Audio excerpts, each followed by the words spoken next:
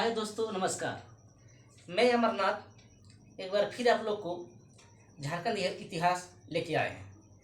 तो दोस्तों, अब हम लोग अभी तक पढ़ चुके थे, पाषाण काल तक गए थे। अब हम लोग इसके आगे हम लोग बौद्ध धर्म, जैन धर्म में झारखंड का क्या महत्व है, क्या अस्तित्व है, उसके बारे में पढ़ेंगे। तो चलिए हम लोग आज नया टॉपिक इतिहास में धीरे धीरे हम लोग झारखंड का इतिहास कंप्लीट कर रहे हैं। उसके बाद आप लोग के पास ज्योग्राफी भी कंप्लीट कराया जाएगा। धीरे धीरे करके पूरा सिलेबस करेंगे, ठीक ना। उसके बाद देखिए, अभी आप लोग का बहुत सारा अपॉर्चुनिटी है, बहुत सारे वैकेंसी झारखंड में आ रहे हैं। जैसे अभी झारखंड सीजीएल इसी मंथ साइड डलाएगा। उसके बाद झारखंड एसआई दरोगा का आएगा, झारखंड पुलिस आएगा, उत्पाद सिपाही का होगा। बहुत सारे वैकेंसी, टीचर का बहुत सारे वैकेंसी है। और सब में आप लोग जानते हैं ये सब में झारखंड जीके का क्या महत्व है। इसीलिए आप लोग बढ़िया से लगिए और इस बार मंजिल फतेह करना है और माँ पिताजी का सपना पूरा करना है। और बोला ही जाता है, अरे वह मंजिल भी सर झुका देगी, अरे वह मंजिल भी सर झुका देगी जब दमदार तेरी तैयारी होगी। वह मंजिल भी सर झुका देगी जब दमदार तेरी तैयारी होगी। मुट्ठी में होगा मुकद्दर, मुट्ठी में होगा तेरा मुकद्दर जब दमदार तेरी तैयारी होगी। इसलिए दोस्तों, बढ़िया से तैयारी करिए और इस बार बढ़िया से लग जाइए। इस बार झारखंड का जॉब लेना है तो लेना है। चलिए, हम लोग झारखंड का इतिहास में पढ़ाई कर रहे थे, तो इसके आगे हम लोग झारखंड के इतिहास में आज पढ़ते हैं। देखिए, झारखंड एक सनातनी देश था। सनातन यानी हिंदू का देश कहते हैं। लेकिन कुछ आते आते टाइम में बहुत सारे धर्म उसी से निकले और धीरे धीरे जाके अलग अलग संप्रदाय में बढ़ते गए। और आज का हम लोग जैसे जान रहे हैं, जैन धर्म हो गया, बौद्ध धर्म हो गया। पहले क्या थे? सब सनातन धर्म के ही पाठ थे। अब हम लोग 6वीं शताब्दी में जब जाते हैं, 6वीं शताब्दी में जाते हैं, तो भारत में दो ऐसे महापुरुष उत्पन्न हुए, दो ऐसे महापुरुष जन्म लिए जो है सो यहाँ का धर्म का नियम ही पलट के रख दिए। एक का नाम था, कौन था? एक का नाम ऋषभदेव थे, जो जैन धर्म के संस्थापक बने। और सेकेंड में आप लोग का गौतम बुद्ध थे, जो बौद्ध धर्म का संस्थापक बने, ठीक ना। तो आज हम लोग इसी के बारे में डिटेल से एक्सप्लेन करेंगे और हम लोग जानेंगे कि झारखंड में जैन धर्म का, बौद्ध धर्म का क्या अस्तित्व रहा और झारखंड में इसका क्या महत्व है। और आप लोग जानते हैं कि आने वाले सारे एग्जाम में इस दोनों टॉपिक से, इस दोनों धर्म से, जैन धर्म हो गया, बौद्ध धर्म हो गया, एक क्वेश्चन हम लोग को देखने को मिलता है। इसलिए आप लोग इसको बढ़िया से करिए और ज़्यादा नहीं, जितना हम पढ़ा रहे हैं उतने करते जाइए। इधर उधर से ज़्यादा कहीं भी यूट्यूब में खर्च के मर जाएगा, आपको अच्छा से कंटेंट कहीं नहीं मिलेगा। हम आप लोग को सीरियली बाय एकदम टॉपिक बाय उसी टॉपिक को रिलेटेड करके वहाँ डाल रहे हैं जहाँ हम लोग को पढ़ने में सुविधा हो और आप लोग को बढ़िया से शॉर्ट नोट्स में आप लोग का तैयारी बढ़िया से हो जाए। तो चलिए, सबसे पहले हम लोग जैन धर्म के बारे में जानेंगे और जैन धर्म के बाद हम लोग बौद्ध धर्म के बारे में जानेंगे। तो सबसे पहले हम लोग जैन धर्म देखते हैं और जैन धर्म में आप लोग का, चलिए हम लोग डिटेल से इसका एक्सप्लेन करते हैं। अब जैन धर्म हो गया, जैन धर्म का संस्थापक कौन बने? ऋषभदेव। अब जैन धर्म का देखिएगा महत्व, एक भारत में एक अलग महत्व है जैन धर्म का, और उसमें झारखंड का भी एक अलग महत्व है, क्योंकि यहाँ ही झारखंड ही ऐसा क्षेत्र है जो हम लोग जानते हैं पारसनाथ की पहाड़ी हम लोग के झारखंड के गिरिडीह जिला में है। उसी को जैन धर्म का मक्का कहा जाता है। जितना भी तीर्थयात्री हुए सब आए वहाँ पे, और 24 तीर्थंकरों में से, जो उन लोग का तीर्थंकर थे 24, उनमें से 20 तीर्थंकर की जो है सो निर्वाण की प्राप्ति यानी मृत्यु कहाँ पर हुई? पारसनाथ के पहाड़ में।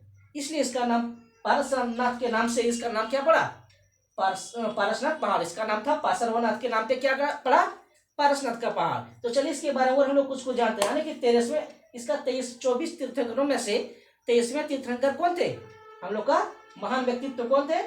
पार्श्वनाथ थे, जो 707 ईस्वी में जो है सो यहाँ पे झारखंड में इसका अस्तित्व आता है और इसी के नाम पे पारसनाथ का पहाड़ का नाम पड़ा। उसके बाद देखिए, आप लोग के साथ एक्सप्लेन कर ही चुके हैं कि जैन धर्म का मक्का किसे कहा जाता है? पारसनाथ की पहाड़ी को। और जैन धर्म का प्रमुख तीर्थस्थल के रूप में इसको हम लोग जानते हैं। जैन धर्म के प्रमुख तीर्थस्थल के रूप में किसे जानते हैं?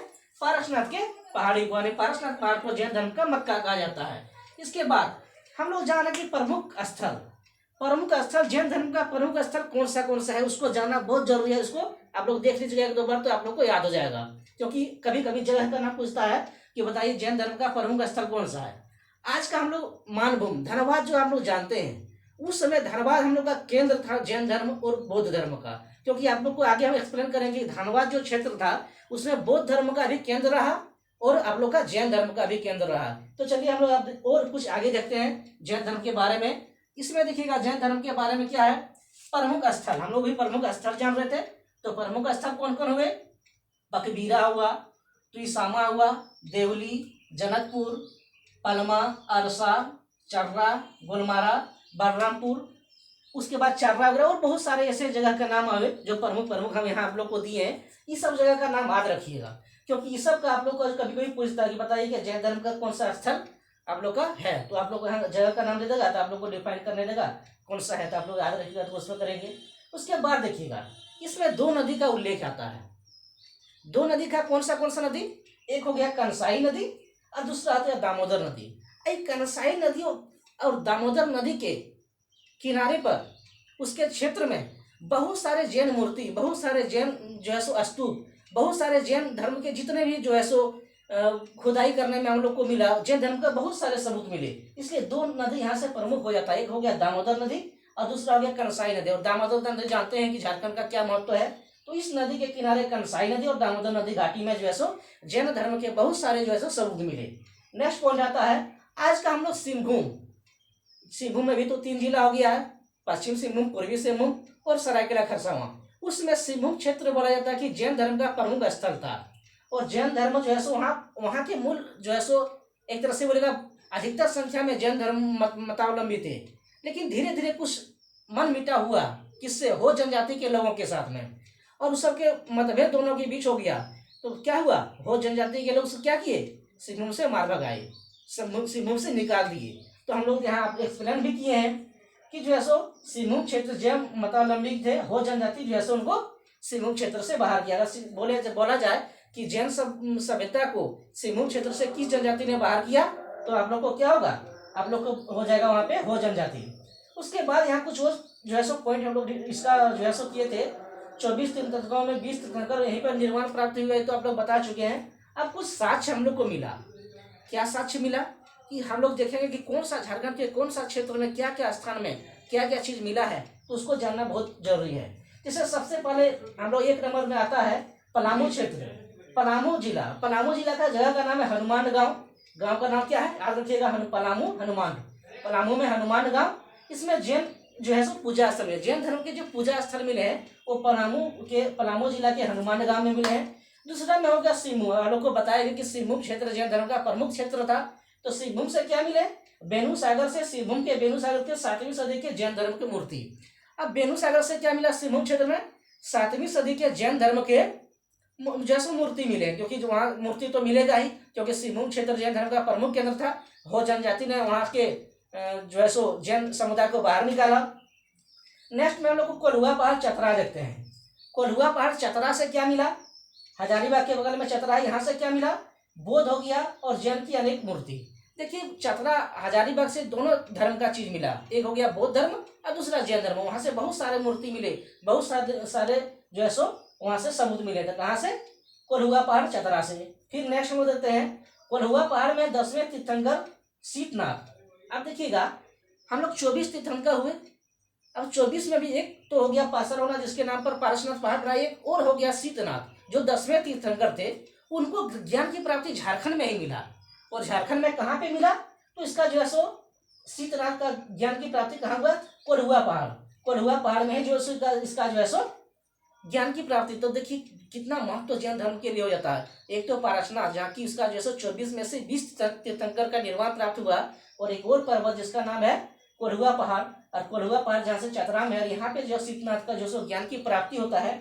फिर जो है सो अब जो है सो कोल्हुआ पहाड़ में वो कुछ सबूत मिले हैं। कोल्हुआ पहाड़ बहुत महत्वपूर्ण चतरा का हो जाता है, क्यों जानते हैं, क्योंकि यहाँ जैन धर्म तीर्थों के जो 9 प्रतिमा मिले हैं, यानी 9 जैन 24 में से 9 जैन तीर्थंकरों का जो है यहाँ प्रतिमा भी मिला है। उस सबका जो है एक तरह से मूर्ति भी मिला है कि कोल्हुआ पहाड़ से। फिर क्या मिला है, एक इस सब का जो धर्म का संस्थापक थे, जैन धर्म का संस्थापक थे, उनका नाम क्या था, ऋषभदेव थे। अब एक कोल्हुआ पहाड़ में एक सबूत और मिला है, एक पदचिन्ह मिला है। पदचिन्ह कहा गया, एक पत्थर में पदचिन्ह, यानी कि एक पत्थर में जो है सो पदचिन्ह यानी पैरों का जो छाप मिला है उसको पदचिन्ह कहते हैं, चिन्ह मिला है। वो लोग जैन सभ्यता के लिए किसका मानते हैं, जैन सभ्यता के लिए उसको मानते हैं किसका है, वो पारसनाथ का। पारस जो है सो पार्श्वनाथ का है। तो पहला कौन था? ऋषभदेव। उसके बाद बीच में जो 23वें जो आए पार्श्वनाथ, तो पार्श्वनाथ के जो है सो पद चिन्ह मानते हैं, यानी कि इन्हीं का पैर का चिन्ह जो है सो जैन सभ्यता के लोग मानते हैं। तो हम लोग झारखंड में ज़्यादा नहीं, इतना ही पढ़ना है। अब जैन धर्म के बारे में वो ज़्यादा हम लोग एक्सप्लेन डिटेल से नहीं जानना। क्यों? क्योंकि झारखंड में हम लोग को यहीं से क्वेश्चन देता है, इतना ही कर लीजिए। जैन धर्म और बौद्ध धर्म, आप लोग को क्वेश्चन बाहर नहीं जाएगा।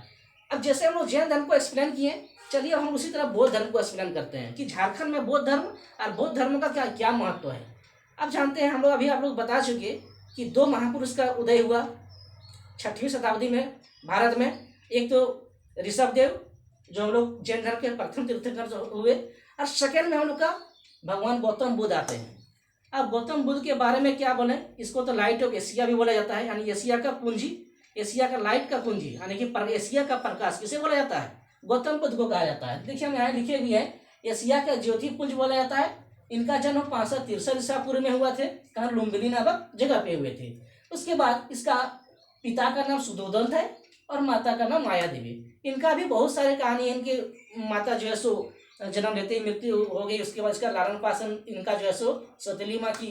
ये सब चीज़ हम लोग जैन धर्म बौद्ध धर्म के बारे में उतना डिटेल से हम लोग अलग से जीके देखा जाए उसमें करेंगे। यहाँ हम लोग झारखंड के बारे में पढ़ना कि झारखंड में जैन धर्म का क्या महत्व है, तो उतना हम लोग गौतम बुद्ध के बारे में इतना ही जानेंगे यहाँ पे, जितना हम लोग को झारखंड जीके में आएगा। क्योंकि उधर हम लोग जैन जो है सो 4 गो होगा, उसका समिति हुआ, उसमें जैन प्रथम जो है सो ससंगति कहाँ, वो सब हम लोग अलग से देखेंगे कि गौतम बुद्ध का मृत्यु कैसे हुआ, भोजन कैसे हुआ, किससे मृत्यु हुआ, तो उसको बाद में देखेंगे कि हम लोग जब स्पेशल गौतम बुद्ध के बारे में पढ़ेंगे तब हम लोग उसको देखेंगे। अभी तो हम लोग सिर्फ झारखंड में जान रहे हैं बौद्ध धर्म का क्या अस्तित्व है और कैसे क्या क्या हुआ झारखंड जिले में, कहाँ क्या चीज़ मिली।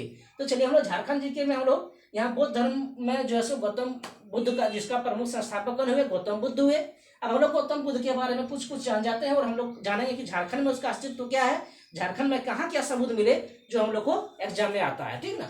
अब देखिएगा हम लोग देखेंगे झारखंड में जैसे जैन धर्म का महत्वपूर्ण प्रभाव पड़ा, उसी तरह जो है सो बौद्ध धर्म का भी महत्वपूर्ण प्रभाव पड़ा, ठीक। अब इस हम लोग पहले बता चुके कि धनबाद जो है सो क्षेत्र जैन धर्म का प्रमुख केंद्र था, और अभी आप लोग को बताएंगे कि हम लोग का बौद्ध धर्म का केंद्र भी कहाँ था? धनबाद था। तो धनबाद जो है सो बहुत महत्वपूर्ण केंद्र थे जैन धर्म और बौद्ध धर्म दोनों के लिए। हम लोग का बौद्ध धर्म और जैन धर्म लगातार चलते रहा, लेकिन जब हम लोग गुप्त काल में जाएंगे तब देखेंगे हम लोग बौद्ध धर्म और जैन धर्म का कैसे अस्तित्व धीरे धीरे मिटा, और वहां से जाके फिर जो है सो हिंदू धर्म सनातन धर्म फिर से कैसे झारखंड में जगह है, तो उसके बारे में और हम लोग देखेंगे। फिर बाहरी आक्रमण कैसे हुआ उसके बारे में हम लोग डिफाइन करेंगे, ठीक है ना। तो चलिए सबसे पहले हम लोग देखते हैं इसका साक्ष्य। अब हम लोग जान रहे कि जैसे तो जैन धर्म के 22 तीर्थंकर 24 तीर्थंकरों में से 20 यहाँ आए, यहीं सबका निर्वाह प्राप्ति हुआ। 9वें तीर्थंकर का जो है सो हम लोग जैन धर्म में जाने थे, 9 तीर्थंकरों का यहाँ से जो है सो साक्ष्य मिले हैं मूर्ति का।